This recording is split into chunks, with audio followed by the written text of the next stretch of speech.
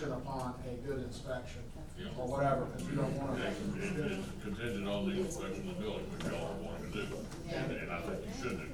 Now, we need to send a letter to both groups Yeah. saying that if they want to make a proposal, they have to get it in by the close of business on the sixth. Okay, Right? all right. You know what done well, but.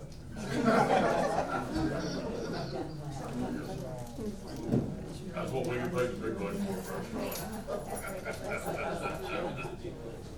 Oh, is that right? Thank you. Moving on to Public Works, request for Florida Forest Service for temporary, road closure for the North Tailville, Central Avenue. Come forward. Thank you, ladies and gentlemen. Thank you. Being so patient. Okay, I'm just gonna make this short and sweet. That would please me greatly. Awesome, wonderful, just approve and we'll go.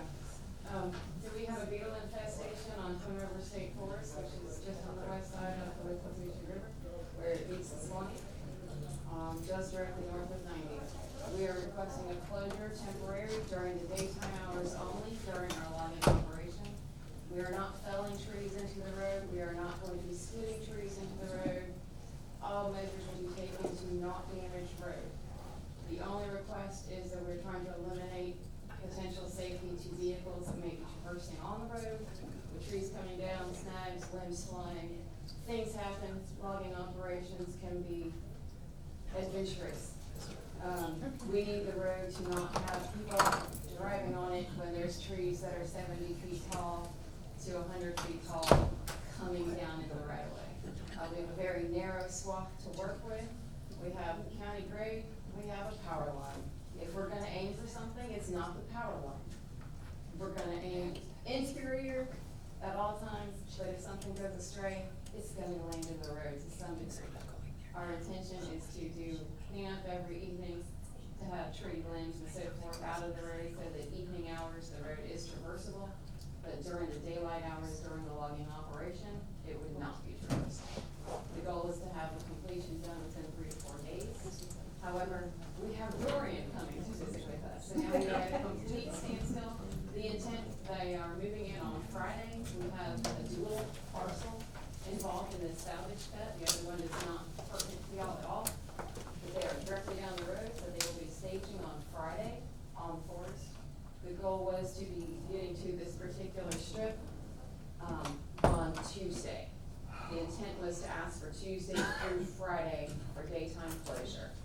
That is all contingent on Dorian not coming through and wrecking total havoc with our world. Let's pray Dorian goes the other way. I'm praying a whole lot of things about Dorian.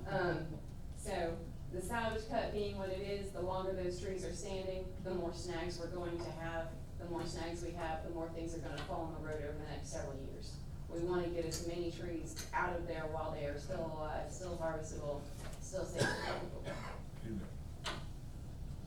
Motion to approve, Mr. Chair. Second, I have a second, the motion second to approve the closing, temporary closing, 3 or 4 days. All those in favor? Discussion, Let me ask one thing.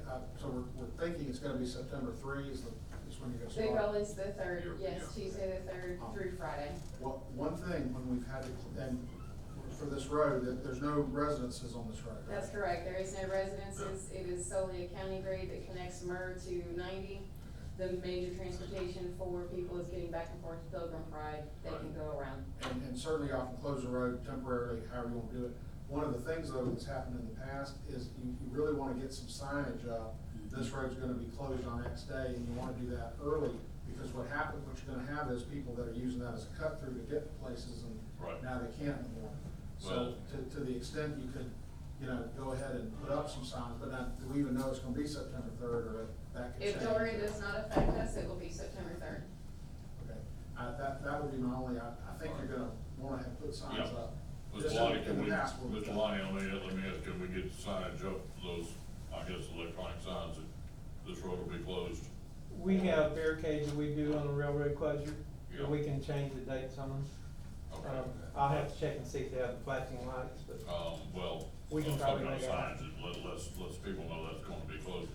So it'll be September the 3rd through the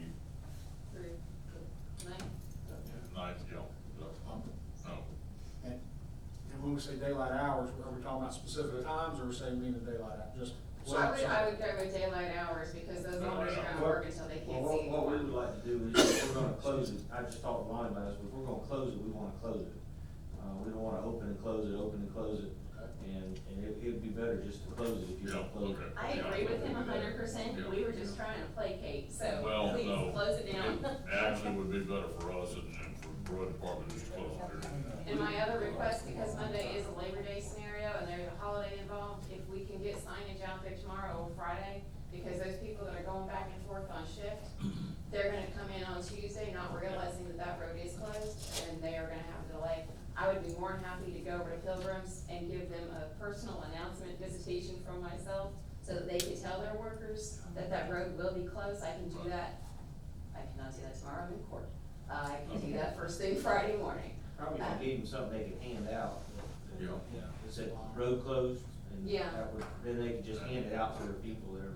We appreciate y'all being very proactive on this, because it just takes us a bunch more as the trees come down. Yeah, as they come down over the next 4 or 5 years, Right. Yeah. that's Yep. gonna be a DOT The nightmare. the only thing I'd like to ask is, and a lot of the loggers don't do it, but the trees that might be too far gone, that they'll have a tendency to say, well, I'm not cutting it, it's too far gone, I'm not loading it, but go ahead and cut it, and tell them to put it on the ground. How many of y'all are familiar with logging operations and beetle infestations? Okay, so a lot of the harvesters are gonna tell you that they will absolutely not touch a tree that has bark slippage. And that is solely a safety issue, because you don't know where that tree is gonna shatter. It's been dead, it's very dead, it's dead all over the place. So once they go up to it, they hit it with that harvester, it might be a nice quick cut, or it Right. could explode on them. And that's a risk that they are not willing to take as a general rule. But if it's near the That's a road, huge safety issue. if it's near the road, you're not gonna just leave it there. The standing trees are considered wildlife habitats, or if it's a snag, in theory, there's not a good percentage on this. The hope is that as they decay over time, that they will fall straight down. It's only when you have a wind event that they fall in a direction that is unpleasant to us. This is We can't owned, control those. excuse me, this is owned by forestry. This is land actually owned by the Swanee River Water Management District that Florida Forest Service manages on their behalf. So it's a multi-agency issue. And FWC has also got a stake in there for the wildlife management. And lastly, Mr. Chairman, Yes. I know you're saying you don't expect there to be any damage to the road. If there is, though, forestry's gonna be responsible for that. Not that I'm aware of. My understanding is that, FFS has never been required to maintain logging or roads regarding logging activity in the past. It would be like, John Smith having a road They are next to required. their house. That loggers are required to repair county roads if they tear up county roads, not maintain. Oh, okay. I'm not talking about maintaining, I mean, if something, if a piece of equipment tore up the road. Right. I mean, if a skidding machine or something of that nature was involved, which it wouldn't be, because there's not gonna be any skidding on the road. The only activity on the road itself from the loggers would be a trailer hauling in and hauling out. Okay. And my understanding is that that's not something that is. Well, and the other thing with that road is that it's, up until about a week ago, it has had some serious degradation. I think last week, that's when they brought the gravel in. So, I mean, if we were to keep it up to par for how it had been for the last X amount of time versus the way it's been for the last 72 hours, that's a totally different scenario.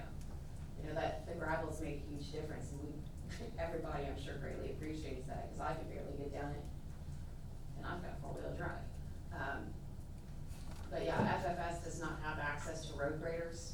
We don't have any way of going in and doing road repairs. What we can do is remove tree debris that may or may not fall into the road.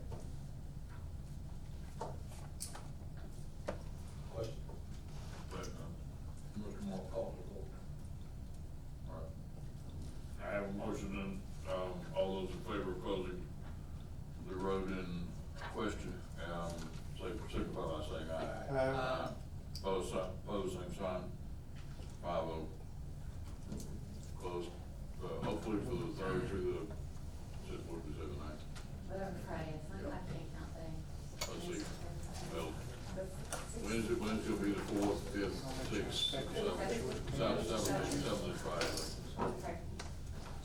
appreciate you, thank you.